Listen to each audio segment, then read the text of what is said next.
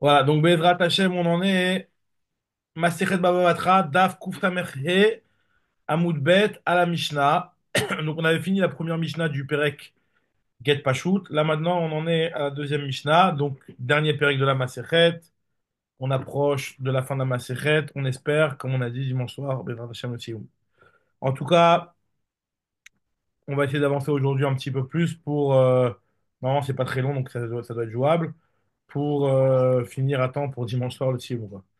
Alors voilà, donc là on en est à la Mishnah. Donc la Mishnah, elle nous parle des shtarot sur lesquels il y a marqué des léchonotes qui sont ambigus ou qui ont été effacés, on peut comprendre ce qu'il y avait marqué, mais on n'est pas sûr à 100%. On verra exactement quelle règle appliquer dans quel cas. Alors là par exemple, si jamais il y a un shtar dans lequel katouf bo, zuzin mea deinun salim esrim, il y a marqué que dans ce shtar, Reuven doit à Shimon 100 zouz qui sont 20 là.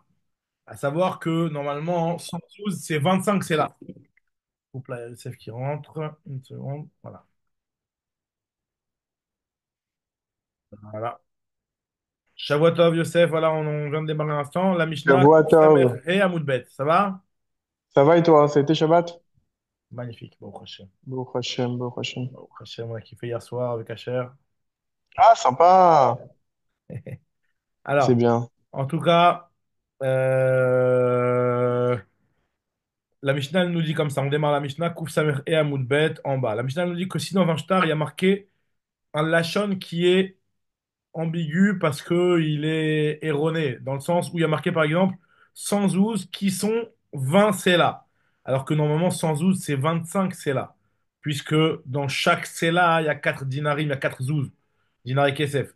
Donc ça veut dire que finalement normalement dans enfin 112 c'est 25 slime. Alors il y a une erreur. Qu'est-ce qu'on fait? On applique la règle de 112 ou alors la dette elle est au minima, à savoir 20 slime. Nous dit la Mishnah, En lo ela esrim, il ne recevra que 20. Pourquoi? Parce que puisque dans le shtar on n'arrive pas, finalement le shtar il est entre les mains de celui qui va sortir l'argent. Donc il va sortir le minimum d'argent. C'est la logique qu'on connaît, qu'on a déjà vue. En tout cas, maintenant, ce que nous dit la Mishnah, pareil, il y a marqué aussi Zuzin Mea Deinun Tlatin Sleim dans l'autre sens. Il y a marqué 100 zouz qui sont 30 c'est là. Donc normalement, c'est 25 c'est là, comme on vient de dire. Et là, Enlo et la je te mané. coupe, je te Ouais. coupe qui a fait le shtar? Le levé ou le mal levé là? Non, le On est shtar, d'accord, c'est le. le shtar, c'est toujours le malvé qui a entre ses mains le shtar. Et donc, dans ce shtar-là, il y a une erreur. Maintenant, lui, il veut l'utiliser pour sortir la plus grosse somme. On lui dit, monsieur, il y a une erreur. C'est qui me dit que c'est la plus grosse somme? Peut-être que c'est la plus petite somme. Dans le doute, il prend que la plus petite somme. Oui, on peut dire pourquoi l'argument, c'est pas de dire, en fin de compte, tu t'es trompé, tant pis pour ta pomme. Ouais, bon, mais si il y a pas de tronc, si on aurait pu savoir c'est quoi la vérité, on n'aurait pas dit tant pis pour sa pomme.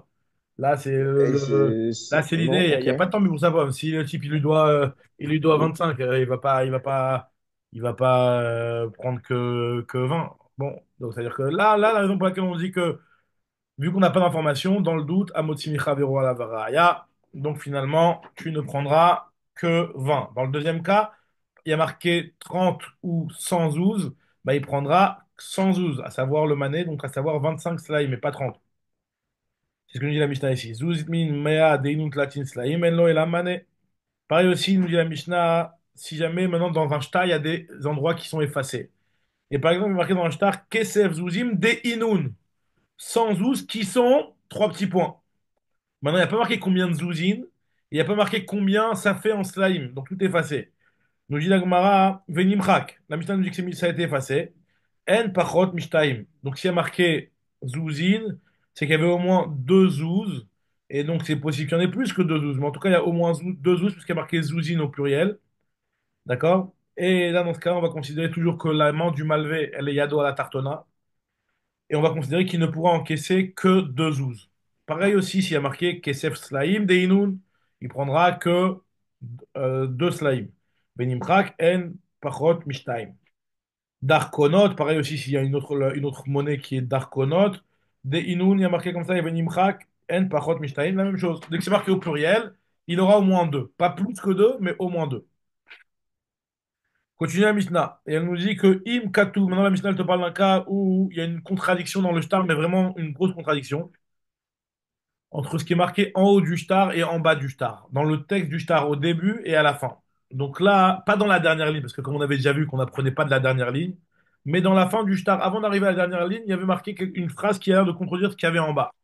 Alors, on nous dit la Mishnah comme ça. Si en haut, il y a marqué, en haut, au début du shtar, il y avait marqué qu'il lui doit un mané, que Réhouven doit à Shimon un mané. Donc Réhouven le lové, doit à Shimon le malvé un mané. Et en bas, il y a marqué, excusez-moi, en bas, il y a marqué, Milemata, à la fin du shtar, hein, quand il répète la somme, il a marqué là-bas, Mataim, 200.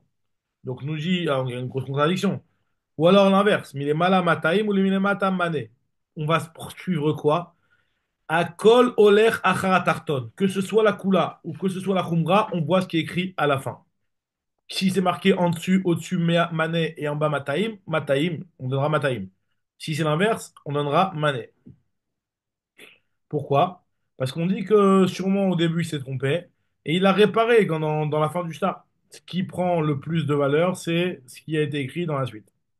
Alors la Mishnah elle dit, alors dans ce cas, pourquoi t'écris au début? Alors, Imken, Lama, Kotvim et Taelion, n'écris pas ce qu'il y a au début du shtar.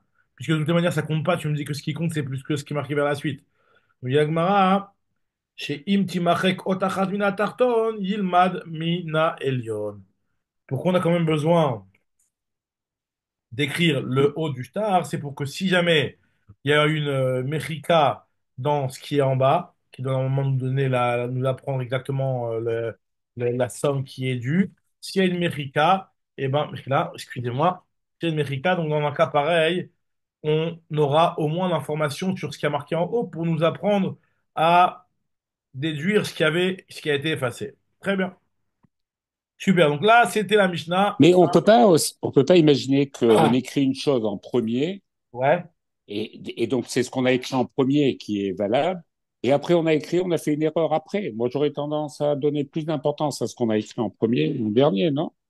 Ah Si bah, par exemple je la dis Mishnah, comme elle dit l'histoire l'inverse. de... La Mishnah, elle dit que plus c'est plus l'inverse, puisque normalement, à la fin, on rectifie un petit peu tout ce qui a été erroné dans le début, on le réécrit bien dans la suite. C'est plus dans ce sens-là qu'on écrit. Sans corriger? On commence par écrire en haut, et après, Oui, voilà, d'accord, et mais après sans on dire voit.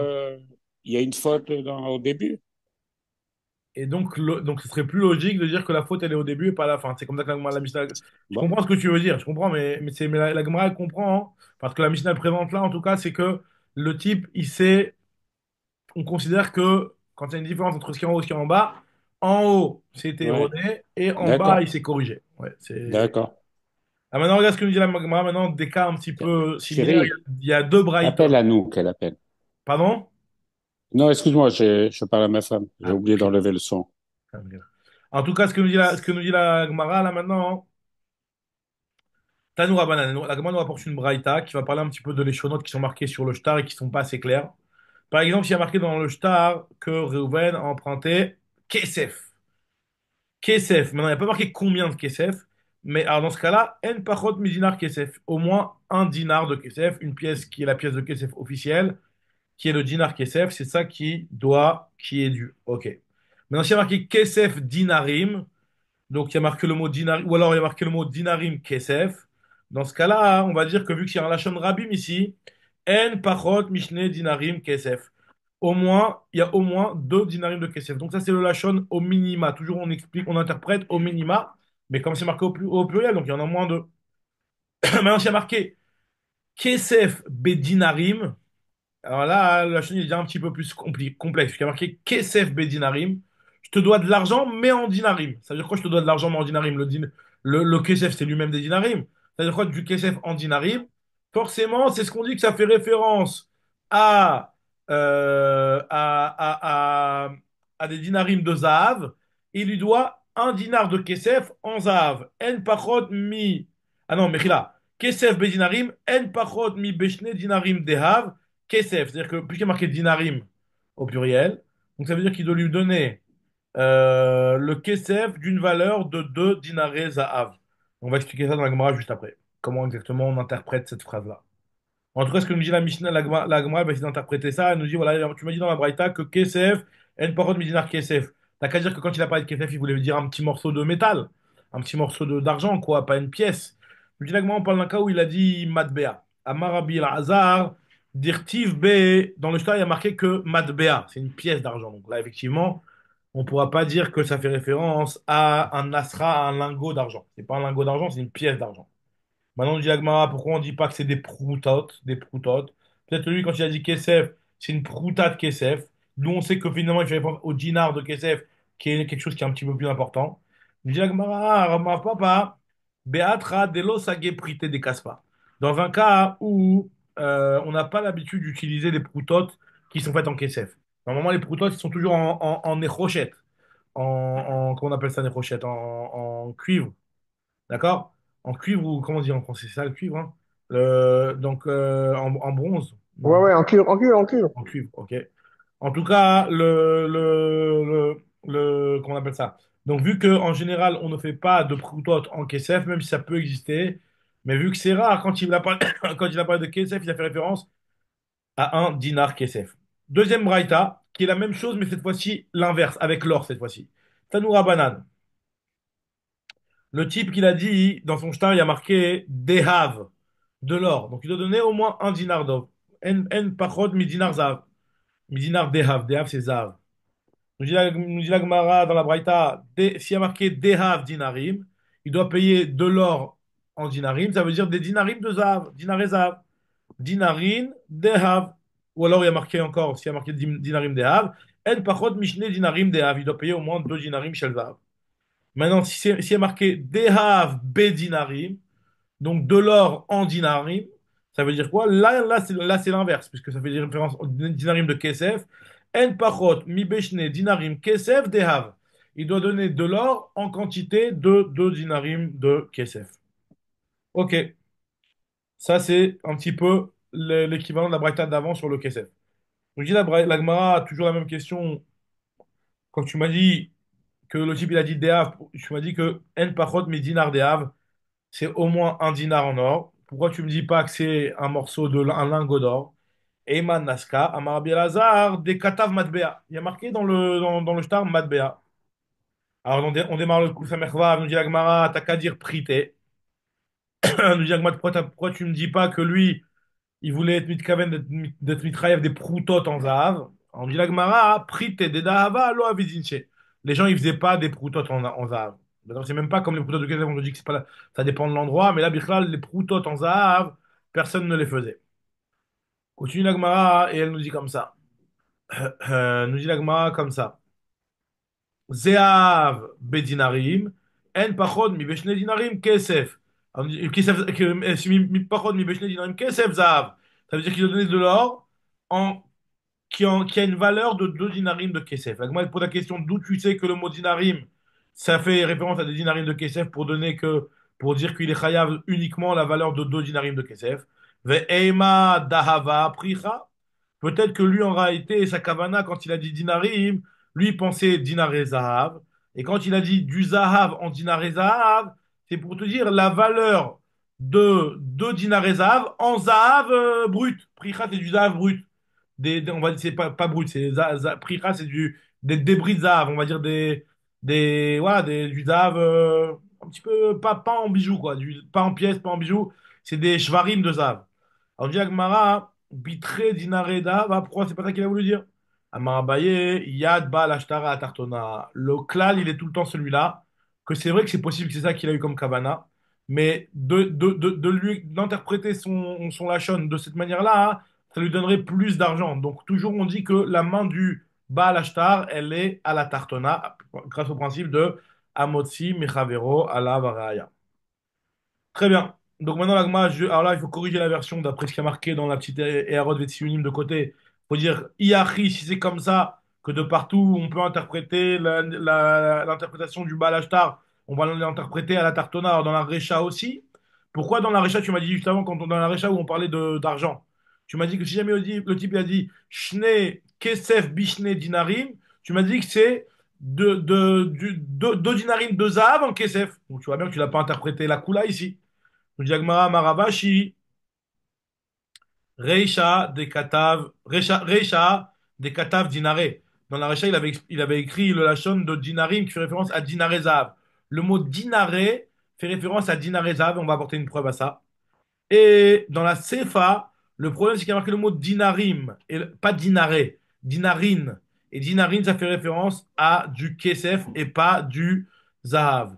Et pour apporter une preuve, chaque mois, tu dis mena timra, deshane ben dinaré, les dinarines. Les deux, c'est du pluriel, des dinarim ou des dinarés. C'est exactement la même chose. Nous dit la Gemara, d'où on sait que dinaré, ça fait référence à l'or, et dinarim, ça fait référence à du kesef. Je vais t'apporter une preuve d'une Mishnah. Il y a une Mishnah dans ma série de Kritout qui nous rapporte l'histoire de la femme Yoledet. La femme Yoledet, c'est une femme après avoir accouché, elle doit apporter un korban. Un korban à off, des offot. Normalement, elle doit apporter un hatat et une ola. Maintenant, nous dit dans le cas où la femme elle a eu une fausse couche, elle a été mépila, elle est chayav d'apporter. Alors, à part ça, non, parce qu'en fait, finalement, il y a quand même, pour la Yoledet, de manière normale, elle doit porter les korbanot lo meshane, elle doit porter un off, elle doit porter aussi un keves. En tout cas, la Yoledet qui a été ma pila, hein, qui a eu une fausse couche, elle doit apporter un keves leola, ça, il n'y a pas de problème.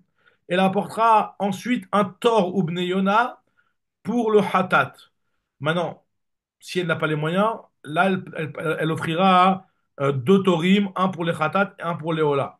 Ça, c'est une femme qui a accouché ou qui a eu une fausse couche. Peu importe. Accoucher ou fausse couche, c'est la même règle. Donc, ces deux torim-là qu'on doit apporter, les ola et les khatat. Donc, encore une fois, je répète la règle de la yoledet. Si elle a les moyens, un keves ola et un oiseau khatat. Si elle n'a pas les moyens, deux oiseaux, un ola, un khatat. Maintenant, une femme, donc tant qu'elle n'a pas, on appelle ça les kiné yoldot, le kinim, le fameux kinim, c'est le nid où il y a les deux oiseaux. Alors nous dit là, on va voir tout de suite que finalement, tant que cette femme-là, elle n'a pas apporté ses corbanotes, elle n'a pas le droit de manger de kochim. Pour pouvoir manger des kochim, il ne faut pas qu'il lui manque une kapara, ce qu'on appelle mechoussar kapara. Donc tant qu'elle n'a pas apporté ses corbanotes, elle a l'interdiction formelle de manger des corbanotes.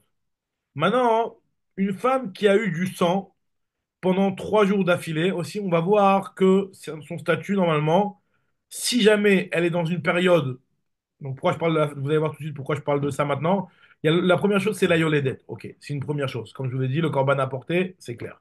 Maintenant, la deuxième chose, c'est une femme qui est nida, Nida, pour faire simple, on va dire que Nida, c'est une partie de son cycle où potentiellement, si elle voit du sang, la femme à ce jour-là, elle est Nida. La règle, elle est que dès qu'elle voit du sang, un jour, 2 jours, 3 jours, elle est Tméa jusqu'au septième jour. C'est-à-dire que si elle avait vu le dimanche, elle est Tméa jusqu'à la fin de la semaine. D'accord? Jusqu'à samedi. Maintenant, si elle a vu dimanche, lundi, aussi jusqu'à samedi. Peu importe. Quoi qu'il arrive, depuis le moment où elle a vu, elle est Tméa pendant 7 jours. Même si elle a vu jusqu'à vendredi, elle est Tméa que jusqu'à samedi. Ok.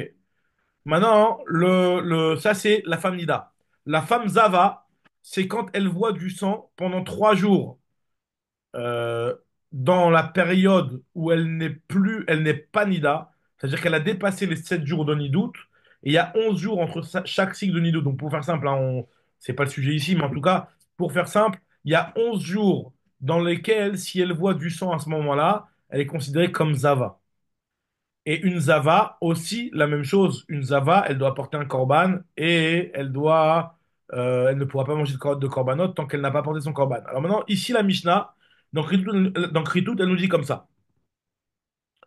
Si jamais une femme, elle a un doute, si jamais ce qu'elle a eu, c'était un Vlad, ou alors c'était Stam du Rouar, il y a un doute, on ne sait pas ce qu'elle a eu, cette femme-là. Pareil, si elle a mis Tapeket dans la Nida, si elle a vu son sang pendant les jours de Nida, ce qui ne la rend pas Zava, ou pendant les jours de Zava, ce qui la rendrait Zava et l'obligerait à porter un korban. Nous dit la Mishnah comme ça. Alors regardez, il y a la Mishnah elle nous dit comme ça. Aïcha, Shayu, Alea, Safek, Chamesh, Ledot, ou Safek, Chamesh, Zivot.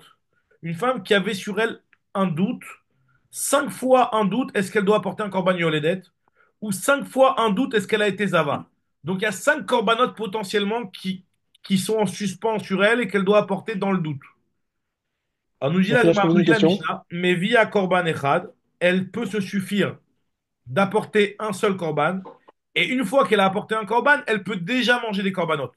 Ça s'appelle qu'elle a accompli l'obligation minimale pour pouvoir maintenant, à partir d'aujourd'hui, manger les korbanot v'ochelet bizvachim. Puisque un seul korban est suffisant pour l'autoriser à manger les korbanot. Ve'en hachar alehem chova. Et vu que en fait cette femme-là, elle était dans le doute, c'était pas sûr qu'elle était chayevet. Donc le reste n'est pas une obligation pour elle. Maintenant, Ayu alea chamesh ledot vadaot ou chamesh zivot vadaot. Si par exemple cette femme-là, elle avait 5 korbanot de yoledet à porter de manière vadaï ou 5 korbanot de zava à porter de manière vadaï, c'était pas un safek. Alors là, dans ce cas, c'est la même règle, mais sauf à la différence, c'est que elle doit apporter les autres korbanot qu'elle n'a pas encore apportés. Elle a l'obligation de les faire, mais elle peut se suffire de un seul korban pour pouvoir manger des kochim, des zvachim. Mevia korban echad v'ochet bizvachim, v'achar alea chova, le reste pour elle c'est une obligation. La Mishnah, elle nous raconte une histoire. L'histoire de l'inflation des gens qui veulent profiter des gens qui ont besoin. Poser une Elle dit question. la Je peux Mishnah poser comme ça. C'est quoi? une petite question sur la Mishnah, là. Vas-y, avec plaisir, monsieur. Alors, non, là, en fin de compte, le cas de cette fille-là, c'est qu'en fin de compte, elle est Yolédette, enfin, elle soupçonne d'être Yolédette et d'avoir La Recha, tu parles de la Recha. la Récha, ouais. Donc, elle ne sait pas si en fin de compte, c'est vraiment un enfant ou enfin un reste ou une sorte de. Elle était ma pile, quelque chose, ou en fin de compte, c'est simplement, elle est Zava. C'est ça la question. Non, c'est deux cas différents. Elle a eu une Ah, appala de c'est deux quelque cas chose. Je ne sais pas différents. si ce qu'elle a eu, Alors, c'était ça un répond. sandal, c'était un Super. yéled, ou alors c'était du roi. Premier cas. Alors, ça répond à ma Deux- question. Alors, super. Super, Deuxième cas, magnifique. c'est elle ne sait pas si le sang qu'elle a eu, c'était pendant les jours de Zava ou les jours de Nida. C'est ça que ça fait Très bien, du très bien. deuxième cas. Ok, super. Maintenant, la Mishnah nous raconte une histoire. À Yerushalayim, le prix des kinim, c'est-à-dire de ces deux petits oiseaux, il est monté à un prix énorme. Bedinare Zav. Alors justement, regardez bien, hein, on est en train d'apporter cette Mishnah-là pour voir que le lachon dinare, ça fait référence à l'or, et dinarim, ça fait référence à l'argent. Regardez la Mishnah. Il y a eu une fois, à Yerushalayim, l'inflation a été telle que les kinim, ils sont montés à 2 dinarim de Zav. Bedinare Zav. Maintenant, nous dit Rabbi Shimon Ben Gamliel, lorsqu'il a vu ça, hein, il a dit Amma Onave, il a fait un lachon de Shvoua en jurant sur le Beth Amikdash. Que Im Alin Alayla, je n'irai pas dormir cette nuit tant que je t'aurais pas fait baisser le prix des kinim. Acheayu Bedinarim. Jusqu'à que je les fasse baisser à des dinarines. Alors, c'est quoi? C'était déjà des dinarines. C'est quoi des dinarines? Dinaré Kesef. De là, on voit que le mot dinarine, ça veut dire dinaré Kesef. Toute cette Mishnah, elle nous a été apportée pour ça. Pour qu'on voit qu'au départ, il y avait le prix, c'était des dinarés Zahav. Et maintenant, c'est dinarine. Lui, il veut pas dormir tant qu'il n'a pas fait baisser le prix à dinarine, c'est-à-dire dinaré kesef. Alors, nous dit la Gemara, tout ça pour ne pas que. Parce que le problème, c'est que tant que les femmes, elles apportaient pas ce corban, elles étaient mises batlotes de Piria Berivia, elles pouvaient pas aller avec leur mari. En tout cas, le Inyan qu'il a voulu faire, donc, c'est trouver un moyen pour faire baisser les prix. Qu'est-ce qu'il a fait? Il leur a dit, voilà, moi je vais être clair avec les gens, je vais leur dire, voilà, si vous baissez pas les prix, alors, Nirnas, les Beddin, il est rentré au Beddin, Veli Med, et il a enseigné la halakha suivante. Il a dit que Aïcha, Shayou, Alea, Chamesh, Ledot, Vadaot, une femme qui doit apporter 5 korban de Yoledet, ou alors Chamesh, Vadaï, je pense à fait. Ou alors Chamesh, Zivot, Vadaot, mais via Korban Echad Veochel Bizvachim. Elle peut se suffire d'apporter un seul Korban et de manger des Korbanot, comme vous le saviez. Mais par contre, ce que je vais modifier, nous dira Ben Shimon ben Gamiel, c'est que En Hasha'ar Alea Chova. Finalement, c'est la vie de Rabbi Akiva là-bas dans la Gemara dans Kritout, que les autres Korbanot ne sont même plus une obligation. Elle peut se suffire d'apporter un seul pour s'acquitter complètement de son obligation. Le fait que Rabban Shimon Ben Gamliel il a annoncé ça, donc là je suis pas sur la bête, nous dit la Gemara que Amdou Kinin Bo Bayom Berivataim. Le prix des kinim, il est passé ce jour-là à un prix de Rivataim, ça veut dire un quart de dinar, un quart de dinar de. Mechila, un quart de dinar. Tu entends Bernard? Je te répète la fin de de la fin de la Mishnah. La fin de la Mishnah nous a dit que depuis le moment où Rabbi Shimon Ben Gamliel il a annoncé que une femme qui aurait 5 corbanotes de Zava ou 5 corbanotes de Yoledet à apporter, même Vadaï, elle n'est pas obligée d'apporter plus qu'un seul korban. Donc le prix des kinim, il est tombé pas à un dinar kesef comme il voulait, mais à un quart de dinar kesef. C'est-à-dire qu'il a baissé, je sais pas combien de pourcents. En tout cas, ce que nous dit l'Agmara ici, c'est que Ve'amdu kinim bobayom, Berivataim. Donc le prix des de encore moins que ce qu'il avait juré Rabban Shimon ben Gamliel. En tout cas, on voit de la Mishnah, et c'est ça qui nous suffit, nous, que le lashon de dinarin, ça fait une référence au dinaré kesef, et le lashon de dinaré, ça fait référence au dinaré zav. Très bien. Maintenant, Agman nous dit comme ça. On avait vu dans la Mishnah que si jamais il y avait marqué au-dessus dans le shtar, dans la première ligne, Mané, et en bas il y a marqué Mataim, ou l'inverse, on allait sur le bas. On avait demandé pourquoi on écrit le haut dans ce cas-là. On avait dit pour que si jamais il manque dans le bas, au moins on va apprendre du haut pour corriger ce qui a été effacé dans le bas. Alors regarde ce que nous dit la Braïta. La Braïta nous dit comme ça, Tanoura Banan. Yilmad Tarton Mina Elion. Donc si tu veux, alors on dit il y a marqué dans la Braïta comme ça. Si tu me dis qu'on va apprendre ce qu'il y a en bas à partir de ce qu'il y a en haut, Be'ot achat aval lo bishte.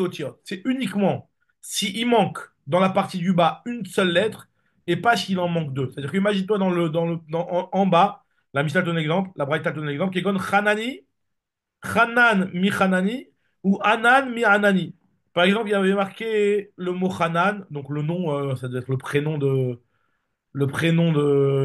du Lové ou du Malvé. Et on va apprendre sur ce qui a marqué en haut qu'en fait, c'était pas Hanan, c'était Hanani. Donc la différence, c'est quoi? C'est une seule lettre. Donc c'est-à-dire que finalement, il y a quand même le Rov du Shem qui était marqué correctement. Ou pareil, Hanan, Hanani. Il manque que le Yud. Mais par contre, si jamais il manque plus qu'une lettre, deux lettres, c'est déjà pas bon. Alors, on dit, moi, je comprends pas pourquoi doit être pas bon. Maïchena, acheté otiyot delo. Pourquoi tu me dis que quand il manque deux lettres qui sont effacées, et que si on apprenait de la ligne d'en haut, on devrait rajouter deux lettres dans le parti du bas, tu me dis que ça, on peut pas le faire.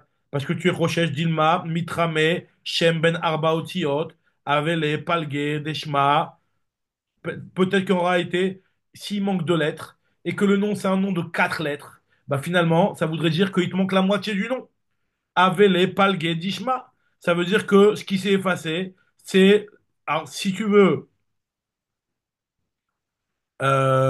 considérer ce qui avait marqué en haut, donc le nom de quatre lettres, finalement, il manque la moitié du shem. Et donc, c'est pas mistaber d'utiliser la ligne du haut pour pouvoir apprendre la moitié du shem. Là, il m'a dit, ok, dans ce cas-là, Yahri, dans ce cas-là, même quand il manque une seule lettre, peut-être que des fois, il y a le prénom Dan, par exemple. Dan. C'est en deux lettres. Donc s'il manque une lettre, finalement, il te manque la moitié du nom. C'est exactement la même chose. Ot achat nami, dilma mitrame shem ben shte ve'avel palga deshma. Ce serait aussi la moitié du nom. La Gemara dit non, c'est pas ça le problème. C'est pas le problème de moitié du nom. Et là, shte tu sais quoi le problème de shte. Pourquoi shte quand il y a sur la partie du bas du shtar, il y a marqué deux otiotes, pourquoi je peux pas apprendre de la partie d'en haut pour rajouter les deux otiotes manquantes? Aïnou ta'ama, dilma mitrame shem ben shalosh otiot. Peut-être que le nom, ça va être un nom de trois lettres. Nom de trois lettres comme par exemple HR, d'accord? Et si Shem Ben Shalosh Otiyot, Vavele Ruba Dishma. Et donc finalement, s'il manque de lettres, finalement, tu apprends le rov du Shem, il n'est pas marqué. Si on autorisait de compléter sur la partie du bas en s'appuyant sur la partie du haut deux lettres, ça, il peut arriver des situations où c'est un nom de trois lettres et il te manque deux lettres. Et donc, ça veut dire que tu vas avoir le rov du shem qui est effacé. Et ça, on ne veut pas. Va veler Rouba d'Ishma. Ok. Continue l'agma maintenant. L'agma maintenant, il va apporter un autre nidon dans lequel il y a une contradiction entre la partie du bas et la partie du haut. Par exemple, nous dit l'agma, m'arrive pas parce que ce qui est pas shoot pour moi, un din pas shoot c'est que s'il y a marqué Sefel en haut, donc c'est-à-dire que il y en a un, par exemple, il a déposé chez lui un objet. Sefel, c'est un objet, c'est une tasse par exemple. Et en bas, il y a marqué Kefel. En bas, il y a marqué Kefel. Donc Sefel et Kefel, ça se ressemble. Alors nous dit Agmara, dans un cas pareil, c'est pas shoot que pour moi, on va se baser sur ce qui est marqué en bas. Ça veut dire qu'en fait, finalement, il doit aller récupérer Kefel, c'est-à-dire que c'est quelque chose, quelque chose qui se plie. En général, le mot kefel, ça fait référence aux vêtements, des choses qui se plient, pas une tasse. Alors nous dit la Gemara, Akol olech hachara tarton. On va d'après la partie du bas, et grâce à ce shtar-là, il pourra retirer un vêtement, mais pas un sefel, pas une tasse. Alors nous dit la Gemara, mais par contre, ce que je me pose comme question, il demande Rav Papa, bah Rav Papa, Kefel milemala ve sefel milemata. Dans le cas inverse, dans le cas où il y aurait marqué Kefel en haut et sefel en bas. Alors là, on se pose la question, pourquoi? Ça change, pourquoi on va pas d'après le bas là systématiquement? Michashinan les zvouv. Est-ce qu'on va être rochesh qu'il y a peut-être eu une mouche qui a effacé en fait une partie de la lettre? Parce qu'en réalité, il y avait marqué même en bas, il y avait marqué le mot Kefel. Mais la mouche, elle est venue et avec ses pattes de mouche, elle a enlevé la patte du couf. Et donc, quand tu enlèves dans le couf la patte du couf, ça peut se rapprocher et se confondre effectivement avec un samer. Alors, c'est pas exactement comme un samer, c'est vrai, parce que c'est plus comme un khaf quand tu enlèves le bas du couf. Mais disons que on peut s'imaginer que c'était peut-être ça qui avait marqué. Ou alors, lo chosheshim, o lo. La Gemara, elle te dit dans un cas pareil, teku. La Gemara, elle te dit, la shela les besafek, elle n'a pas été nifshetet, et donc dans ce cas-là, on dira amotsi michavero, ala vareaya. D'accord? D'ailleurs, il y a un très beau Rashbam sur ça ici, qui rentre dans le fameux pile-poule, dans la fameuse Sheila, quand est-ce qu'on dit Mamon Amutal Mesafek Cholkin et quand est-ce qu'on dit Amotzi Mechavero Lavaraya. Il te dit que ici on dira Amotzi Mechavero Lavaraya, puisque on ne peut pas sortir de la main de celui qui est marzik. C'est pas comme dans les cas où on dit Mamon Amutal Mesafek Cholkin, qui sont des cas où il y a un Safek des deux côtés. Bref, donc il donne une Agdara assez intéressante, c'est un Rashbam assez important ce Rashbam-là par rapport à la Sugia de Mamona Moutabes avec Rolkin. En tout cas, ce que nous dit l'Agmara ici, c'est que Teikou, super. Après, continue l'Agmara. Ah, où il y avait une autre histoire, où il y avait un Lachon qui était ambigu aussi. Il y avait un shtar dans lequel il y avait marqué avec Katav, Shit Mea Vezouza. 600 et un zouz. Alors, qu'est-ce que ça veut dire 600 et un zouz. Alors là, on sait 600 quoi déjà? Donc, c'est pas des zouz, parce que je me dis 600 et un zouz. Alors là, c'est quoi la Kavana quand tu me parlais de 600? Alors, ils ont demandé ça à Rav Shrabia devant Abaye. Rav Shrabia l'a demandé devant Abaye plutôt. Et il a demandé la question. Et les dadim de la Sheila, ils sont les suivants. Est-ce que c'est Shit Mea Istare? Est-ce que c'est 6 Slaim? Et donc, et un Zouz? Donc, en réalité, un Sela, chacun c'est 25 Zouz. Donc là, on arrive à une grosse somme. 6 Slaim et un Zouz. Donc 6 fois 25, ça fait 150. C'est ça? 150. Donc 151. Odilma, Odilma, nous dit Agmara, shit me a prité 600 proutot et un zouz. 600 proutot, c'est la plus petite des matbéot. Et il me semble que dans un zouz, attends, si je me trompe pas, je crois que dans un dinar, si le Rajbam il avait dit ça, il y a 192 proutot, je crois. En tout cas, c'est une toute petite pièce. C'est une toute petite pièce. Le Rajbam, il va parler un petit peu de ça après, je pense. En tout cas, est-ce qu'on va dire que ça fait référence à la plus petite monnaie ou à une pièce importante comme le CELA? À Marley, il lui a répondu à Baye, t'as le prité. Il lui a dit, enlève ton safek avec la proutote. C'est pas du tout la proutote. Jamais une proutote, on écrit 600 proutotes. Pourquoi? Parce que l'octivé bishtara, on n'écrit pas des proutotes comme ça dans un shtar. T'imagines, le type, il doit 600 proutotes, il a écrit 600 comme ça. Ça veut dire qu'il ne doit que la somme la plus minimale et il a été sautem, quelque chose qui peut prêter confusion à peut-être que c'est une somme beaucoup plus grande. Jamais on écrit comme ça. De asouche miskenleus. Alors, il te dit, parce qu'en réalité, asouche misran leu, c'est-à-dire qu'en fait, il les met sakem les proutotes ensemble. Quand tu as 600 proutotes, ben 600, tu n'écris pas 600 proutotes. Pas seulement par rapport au problème que je viens de dire, que c'est dangereux, mais c'est qu'en général, on les.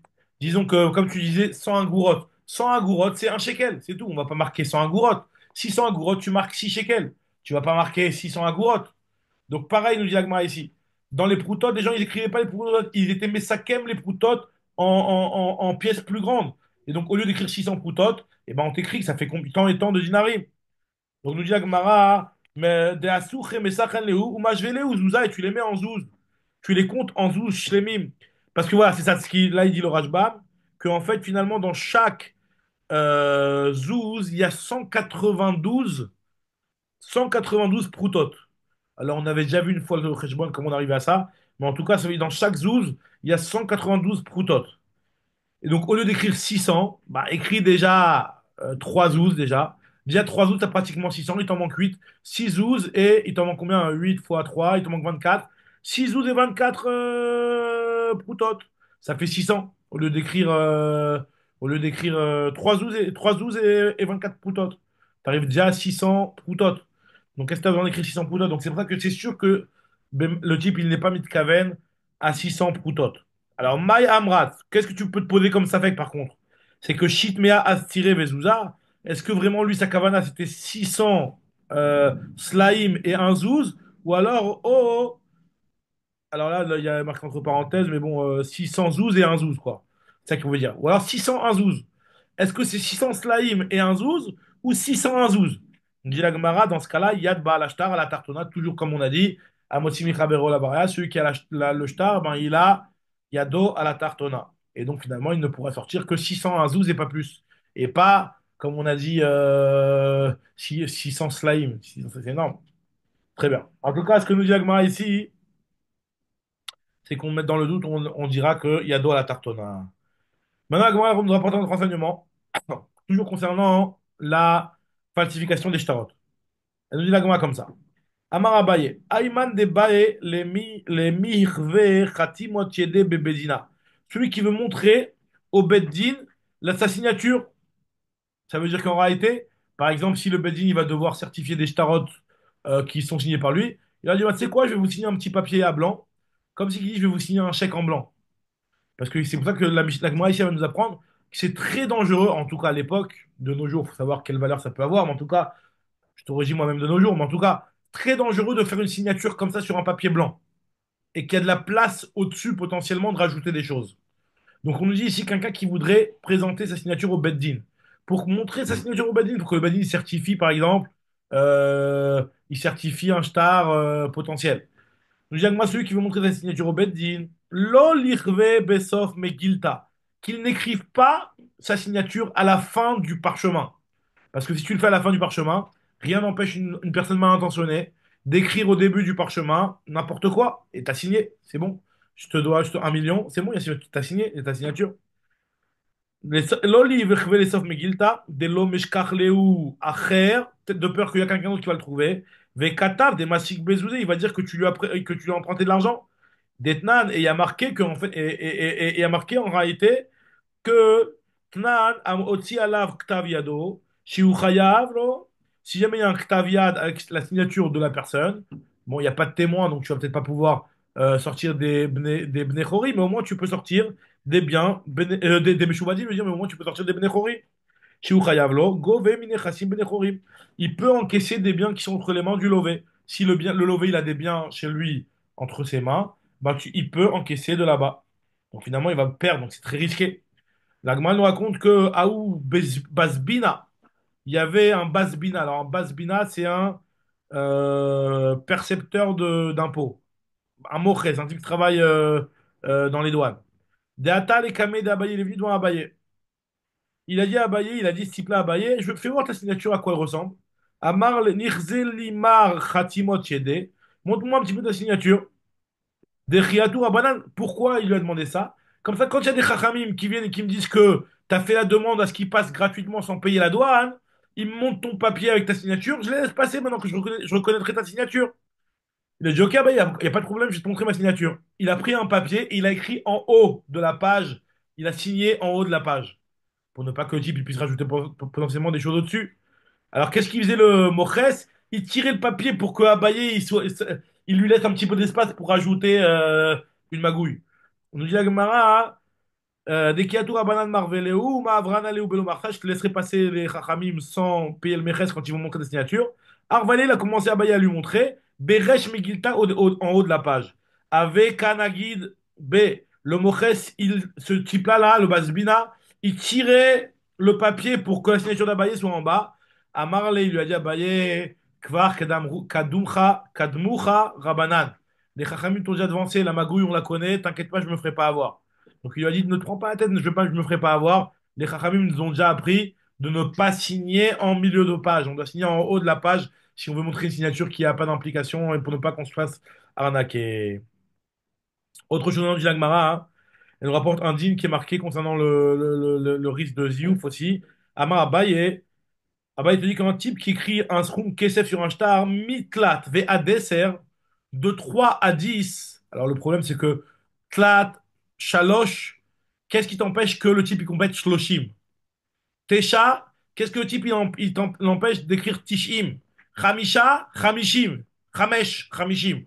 Shesh, Shishim.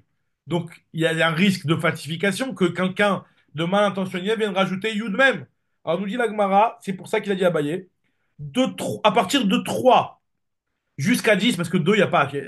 2 c'est Esrim, c'est pas Shtaim, il y a Shnaim, c'est pas, il n'y a pas de falsification possible. Et Khad aussi, il n'y a pas de falsification possible. De 3 à 10, alors là, on te dit de 3 à 10, mi tlat ve'ad eser, lo lirtov besof shita, ne l'écris pas en fin de ligne. Parce que si c'est en fin de ligne, t'as pas de mot après, donc il va avoir que l'espace. Et ben il va avoir l'espace, il va rajouter un yud même, et ça te fait, hop là, une grosse somme. On nous dit la Gemara, donc, l'eau l'irtob besof shita, dilma mezayev et katav. Peut-être qu'il y a quelqu'un qui va venir et qui va rajouter le yud même, et tu vas te faire, comme ça, arnaquer. Donc, Yagmara, ve'it ramelar. Qu'est-ce qui se passe si jamais le type il est en train d'écrire un shtar et en fin de ligne vient le mot shalosh, par exemple. Il ve'it rameles. Si jamais ça lui arrive en fin de ligne, ne l'écris pas en fin de ligne. Qu'est-ce que tu vas faire? Alors, moi, je t'aurais dit, tu mets un trait, tu passes à la ligne, mais bon. Apparemment, c'était pas trop mes de faire un truc comme ça. Ni hadre les dibourés il répète la même phrase. C'est-à-dire qu'en réalité, le mot du shroom, il le répète. Traîne, tlatazimne, 2 ou 3 fois, jusqu'à ce qu'il passe à la ligne d'après. Et il te dit, IF de l'omitramele bem tsashita. Et donc, en écrivant comme ça, c'est impossible que tu n'arrives pas en milieu de ligne. Ça veut dire que dans ce cas-là, ce sera impossible de rien rajouter, puisque même s'il rajoute, arrêt, on verra en réalité, finalement, ça va être directement. Enfin, Mechila, une seconde. Ouais. En tout cas, nous dit Agma, Mechila, non, parce qu'il y a Joseph Bérébi qui a demandé, ok, un truc. Je reprends la phrase. Itramale, si jamais ça lui arrive que d'écrire ça en fin de ligne, ni Adré les Dibré qui reprennent ces paroles. Ça veut dire que le mot du shroom, qu'ils le reprennent 2 ou 3 fois, et de telle sorte, IF char des lomitremele, c'est impossible qu'il ne soit pas Ben Tsachita en milieu de ligne, et à ce moment-là, ce sera impossible de rajouter quoi que ce soit, et même s'il y a quelqu'un qui viendra, Hermezayev, qui a marqué en haut, on va de toute manière apprendre sur ce qu'il y a, depuis ce qu'il y a en bas pour pouvoir certifier l'histoire. Alors, ok, donc finalement, nous dit Agmara, dernière histoire, enfin, encore une petite histoire, toujours par rapport aux Ziouf. Ah, où il y avait un type d'Ave Katav B qui avait écrit dans un shtar, voilà, j'ai vendu à un tel une guina, dans lequel il y a Tilta, je lui ai vendu, moi j'ai une guina, et dans ma guina, je lui ai vendu Tilta B Pardissa, un tiers de mon pardès. C'est-à-dire, j'ai un verger avec peut-être 50 arbres, je lui ai vendu un tiers de mon pardès. D'accord? Alors, nous dit la Gemara, Hazal, il est parti l'acheteur. Qu'est-ce qu'il a fait avec ce shtar-là? Dès qu'il a reçu le shtar, il a effacé le gag du bête, et il a effacé le pied du bête, de telle sorte à ce que d'un bête, il a transformé en vave. Donc, ça veut dire qu'il y avait marqué maintenant sur le shtar, Tilta Vepardessa. Il est chaya, je lui ai vendu un tiers de ma guina et le pardès en entier, Kaviachol. C'est-à-dire, au lieu de comprendre comme ce qu'il y avait marqué au départ, un tiers du pardès, il y a marqué un tiers et le pardès, puisqu'il a transformé le bête en vave. Maintenant, le problème, c'est que quand tu fais comme ça, il y a un espace entre le vave et le pardès, puisque finalement, il y avait le bête. Le bête, il était long. Si tu as effacé le haut du bête et le bas du bête, finalement, t'as la place pour rentrer presque une autre lettre. Ça fait un petit peu bizarre. Donc, je dis l'agma comme ça. Une fois, il y avait un type où il y avait marqué tilt avec par ça. Il a effacé le gag du bête et le pied du bête. Il a rendu ou par ça. Ils sont venus devant Abaye. Abaye, il était malin. Amalé lui a dit Maïtama Rabi Achleal Malé Vav. Pourquoi il y a eu un espace entre le Vav et le mot pardissa? Tilta, V pardessa, le Vav de V pardessa, il est très éloigné du mot pardessa. Il l'a obligé, il a frappé, il a accroché sur le hamoud pour le frapper. Et par cette menace, le type, il a avoué, VOD, il a avoué. Donc la torture, quoi. Il y a que la torture pour. Il a avoué le type. Il a senti qu'il y avait quelque chose de louche et donc il a avoué. Donc, moi, je raconte encore une autre histoire.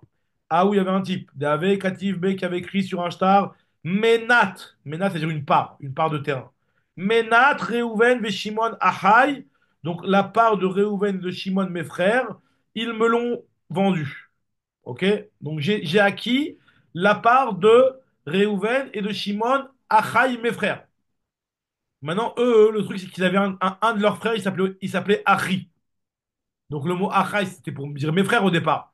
Mais il y avait un qui s'appelait Achi. Maintenant, le mot Achi, comme ça, planté au milieu de la phrase, il veut rien dire. Qu'est-ce qui s'est passé? Il a écrit un Vav entre le mot Reuven ve Shimon Ahai, il a écrit un Vav ve Achi, la part de Reuven, de Shimon et de Achi. Donc comme ça, il voulait gratter une part en plus. Maintenant, le problème, c'est que le Vav, il va être très serré maintenant dans le mot. Et encore une fois, ils sont partis voir Abaye. On dit Agmara, Aveleu Achad et Shme Achi, ils avaient un frère qui s'appelait comme ça. Azal ve Katav Bevav, il a écrit un Vav, ve Shavier, et s'il y avait marqué ve Achai. Ve'achi, Kelou. Atali Kamed Abaye est venu voir Abaye. Abaye a tout de suite remarqué. Amarli lui a dit Maïta Amad Achikle Alma Le Aïvav. Koulé. Pourquoi ce vav il est tellement serré? Kafté il a accroché pour le frapper. Et le type il a avoué. Odé il a avoué. Donc fallait pas rigoler avec Abaye. Encore du Lagmara. Encore une dernière histoire. Avec le Ziouf de la Khatima. Cette fois-ci des Edim. À Ouchtara il y avait un shtar dans lequel il y avait une Khatima des témoins. Il y avait Khatim allé ou dessus. Il y avait comme témoin Rava. Ravacha Barada, donc deux Gdolim. Atal et Kamede Rava, ils sont venus devant Rava, donc celui qui a falsifié, avec un shtar où il y a marqué Rava et Barada, Ravacha Barada, des Gdolim. Maintenant, en réalité, le type, c'était un falsificateur professionnel. Il a réussi à dupliquer la signature de Rava, à tel point que même Rava, il a dit, ouais, c'est ma signature. Alors, regardez ce qu'il a dit. Amar, il a dit Rava, Den Khatimot Shedadizi. T'as raison, c'est ma signature. Miou, Kame de Rav Acha Bar Ada Lo Khatimili Me'olam. Jamais, moi, je n'ai signé avant Rav Acha Bar Ada. Donc là, tu m'apportes un shtar où moi, je suis le premier signataire et Rav Acha Bar Ada, le deuxième signataire. Jamais de ma vie, j'aurais fait une chose pareille. Je le fais qu'avant, je l'ai signé en premier. Déjà, donc, finalement, hein, il a même si le type il avait réussi à falsifier la signature de manière mamage parfaite, mais il lui a dit, Kafté, il a accroché aussi Rava contre le poteau pour le frapper. VOD, le type il a avoué qu'il était mésaillef. Rava lui a posé la question à ce brigand là, il lui a dit, j'arrive pas à comprendre comment tu as réussi à falsifier moi ma signature, que tu réussisses à la falsifier, je veux bien. Amarlé, il lui a dit, Bish lama Didi, je comprends bien ma signature, Zayav, t'as réussi à la limiter. Ok, j'ai pas une signature, j'ai pas une écriture particulière, j'ai une écriture à peu près commune, tu peux la falsifier, je veux bien. Mais des Ravacha Bar Ada, lui, Ravacha Bar Ada, apparemment, je sais pas ce qu'il avait, il tremblait en tout cas quand il écrivait. Des ratitiédés, sa main, elle tremble. Et donc les lettres, quand il les écrit, elles sont pas mesoudarot, elles sont un petit peu comme ça en vrac, à cause de son problème de tremblement de main. Donc comment t'as fait pour faire exactement la même chose? T'as fait exactement la même chose que lui. Amar, il a dit ce magouilleur là, ce brigand, il a dit Anhe Yadai Amitsra. J'ai posé ma main sur une corde qui était accrochée sur le long d'un fleuve. Donc celui qui veut passer ce fleuve-là, sur une petite planche en général, il s'accrochait, il marchait sur la planche, il s'accrochait sur ce rével-là. Donc j'ai posé ma main sur ce rével-là, donc j'étais déjà un petit peu en équilibre comme ça. Et le rével, lui, il bougeait parce que finalement, hein, c'était un petit peu un... Tu sais, les trucs comme tu passes les ponts comme ça, ça bougeait. La corde, le pont, il bougeait. Et donc la corde, elle bougeait. Il a dit que donc ça tremblait. Donc j'ai fait comme ça. Et comment il termine la Gemara? Ve amre le- il y en a- Donc, ça, c'est la première solution pour trafiquer la signature de Ravada Barava. Donc, ça tremblait. Et deuxième, nous dit la Gemara, deuxième méthode qu'il a utilisée pour falsifier, il y en a certains qui disent que c'est Kam Azarnuka Ve Katav. Finalement, il s'est mis sur un cli avec lequel on puise l'eau du bord. Et donc, apparemment, ce cli-là, il tremble. Alors, je sais pas, Zarnuka, le Rashbam, il disait. Non. Ah, il y a deux Pirouchim, apparemment. Azarnuka, il dit c'est une cigogne. Cigogne, c'est. Je sais pas exactement comment. Je crois que c'est cigogne, mais ce qu'il veut dire, parce que de côté, ils traduisent Chassida. Mais je ne sais pas exactement. Je ne sais pas exactement c'est quoi en français, mais en tout cas, ce qu'il a voulu dire par là, c'est que il a utilisé un keli qui était mis dans un bord, et le keli, quand tu le mets dans du bord, ça tremble un petit peu, et lui, ça lui a fait trembler sa main aussi. Et donc, il a utilisé cette méthode pour se forcer à trembler, pour imiter la signature de Rav Acha Bar Ada. Avec Katav, il a écrit la signature. Rav Yaakov, donc Baruch Hashem, on a terminé, on est arrivé à la Mishnah, on est arrivé là où le docteur il nous a demandé d'arriver, donc Baruch Hashem, on est à jour. Demain, on reprendra la suite, Bedrat Hashem.